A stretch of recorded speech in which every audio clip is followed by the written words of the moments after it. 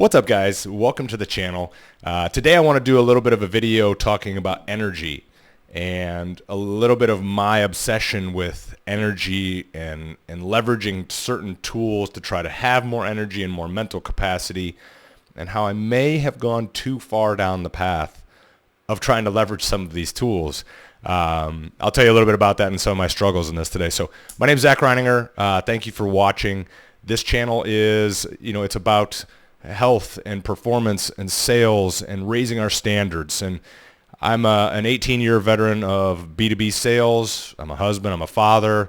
I've got just under $1 billion in sales under my belt in my career. And what I'm trying to do is just distill down stuff that I love, things I've learned, personal experiences. I'm sort of obsessed with improvement and getting better. And this is a great avenue for me to be able to share some of this with you guys and just stuff that I think is interesting. So that's the point of the channel, is to kind of help us all raise our standards, and you get to come along on my journey of recreating myself. So let's dive into it. I wanted to tell you guys about energy. So I've always had a lot of natural energy. I'm kind of a high energy person. I'm always moving and going.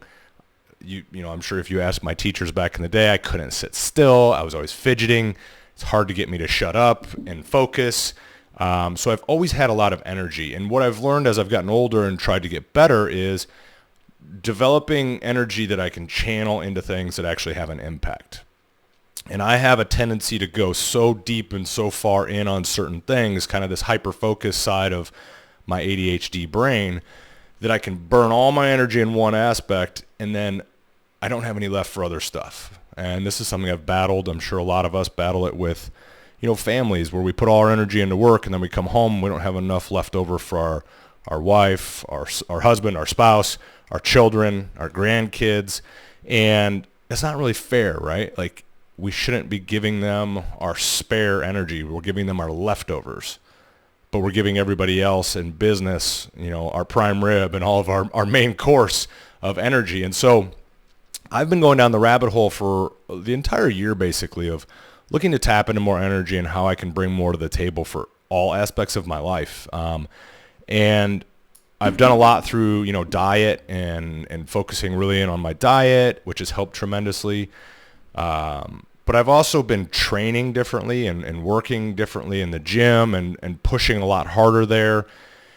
And I've been leveraging too, as my fatigue kind of piled up, because I've been traveling really hard for work. I've been putting a lot of effort into traveling. A lot has been going on. I've been trying to show up a lot for my family.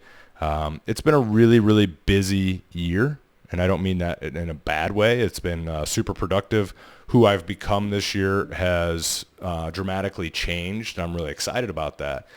But I'm starting to notice the cracks in the foundation. I've been over medicating with caffeine. That's something I've caught myself a lot. I mean, to the point where, I'm having 2, 3, 4 cups of coffee in the morning, and then I'm having caffeine in my pre-workout, which is the equivalent of sometimes, 3 more cups of coffee. I might have some in the afternoon.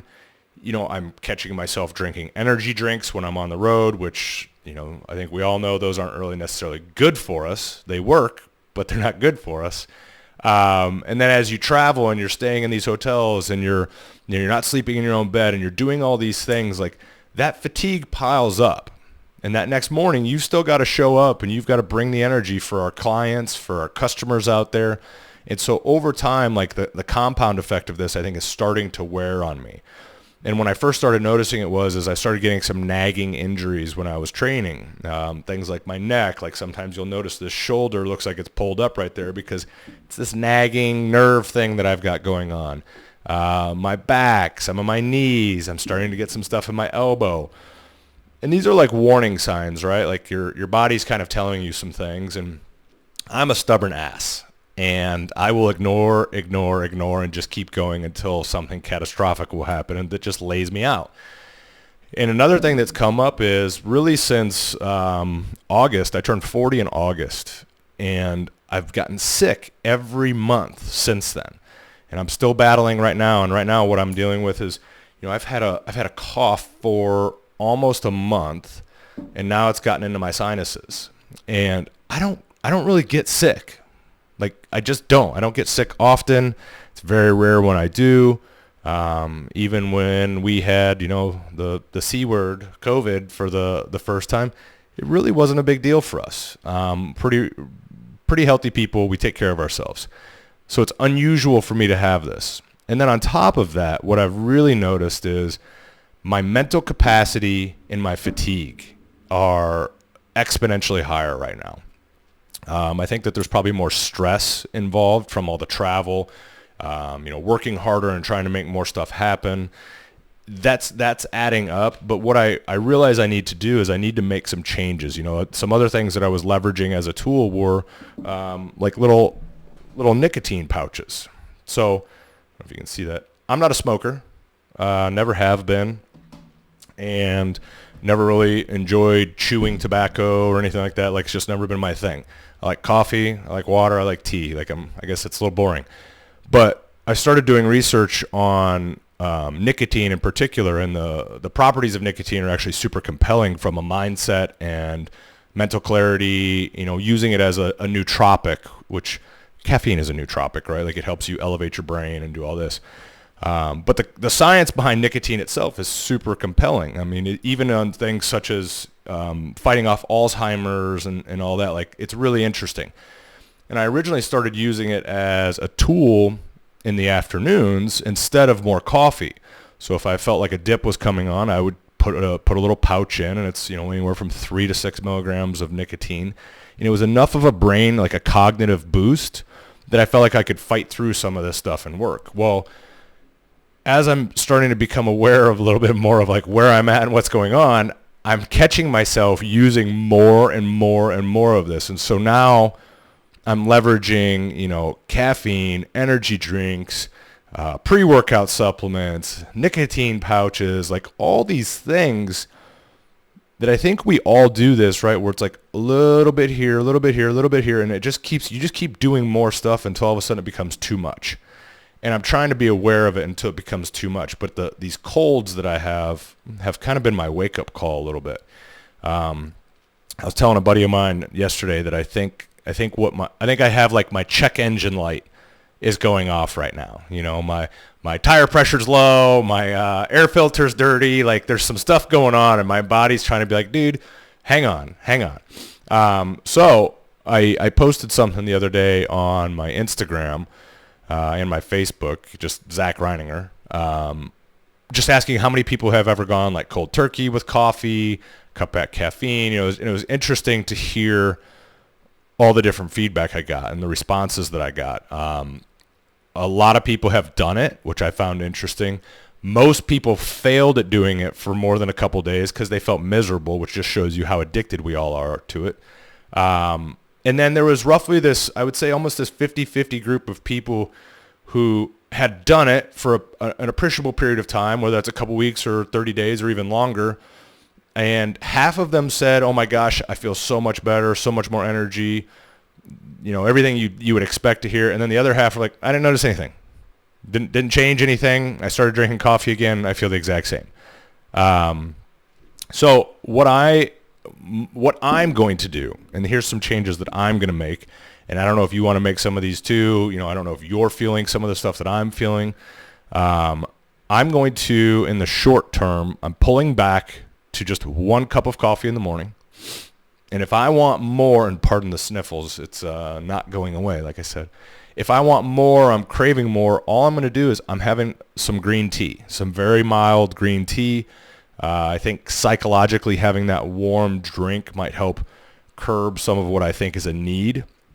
And it does have a mild amount of caffeine in it that'll be a little bit of a bump. I will not have any of that after 12 o'clock, so after lunch. And I've committed, I'm done taking these. I'm not going to add that in either. And I'm going to see what my sleep does. What does my sleep look like? And I think I've posted before. Oh, I don't even have it on me right now. I left it inside. That's great. See, my brain's not working. I use a Whoop strap. And a Whoop strap is just it's a biological tracker in a sense, right? Like, it's tracking your sleep, your recovery, your day strain, your heart rate, your resting heart rate, your heart rate variability, your skin temperature, how much are you awake throughout the night, what kind of sleep are you getting. And so it's going to be really interesting to see what my recoveries look like, how my sleep improves as I pull back on all of these stimulants that I've been using to mask some of just the general fatigue that I have of, pushing hard with not enough fuel and things like that. So that's step one, is going to be changing out, cutting significantly back on my caffeine. I'm going to pull back no more of the pouches just to see how that feels. And I'm going to really focus on my sleep. So that's a big one. The other thing I'm going to do is I'm going to change up some of my training. So how I'm working out at the gym, what I'm doing. I'm going to kind of pull back the volume that I'm doing. I'm going to keep the intensity high, but the volume and the number of days per week that I'm doing stuff, I'm going to pull that back. That's going to be one of the biggest challenges for me. I crave hard work. I feel more alive when I do it. My brain works better. I just feel better when I'm doing hard things. So for me, that's going to be a little bit harder of a move, is to pull some of that volume back and do less. And then at the same time, I'm actually going to increase the amount of food that I'm eating. So I'm going to keep my food quality really high, which I already do, but I'm going to increase my calories. Some of this may be going over people's heads that are watching. If you're still watching, I appreciate you. But really, I'm just going to I've been in a little bit of a deficit for most of the year, honestly, as I've just tried to tweak some stuff. So I jumped back up into maintenance level calories for a while. I dropped back down again just to kind of lean out again. And now I'm going to go back to my maintenance calories, which at my activity level and everything is roughly about 2,800 calories a day, maybe 2,900. I'll let the scale kind of determine, but I think I'm going to jump it up to about 2,800 and just see what happens for a couple weeks. So the goal being here is to kind of return my body to a baseline kind of homeostasis where it's happy again. Give it enough fuel to fight off some of these colds, to support the type of training that I'm doing. But also, training is one type of stress, but then, I wake up early. I work all day. I work into the evening. I'm always on. Like at weekends, it's always work. We travel a ton in this industry, and it takes its toll. So that's a stress. And then you factor in just stuff like daily life, like just trying to take care of your family and being there and being present and being a good husband and a good dad. Like it all takes energy and time, and they're all stressors. And so my goal is to bring that level of stress down a little bit through the things that I can actually control. And another thing that I'm going to do in this is I'm going to get back to meditating a couple minutes a day. I'll do a whole video on that, and you can call it foo-foo or not, but I could tell you this, that the times when I'm actually sitting down and doing some meditation are the times that I feel the best. And I think it's like an antibiotic, right? Like you take it till you feel a little bit better, and then you sort of stop taking it, even though your doctor says make sure you take it for the full 10 days that you're given it. But after like 3 days, you feel better. So I'm fine. So you get off of it, and then all of a sudden the symptoms come back.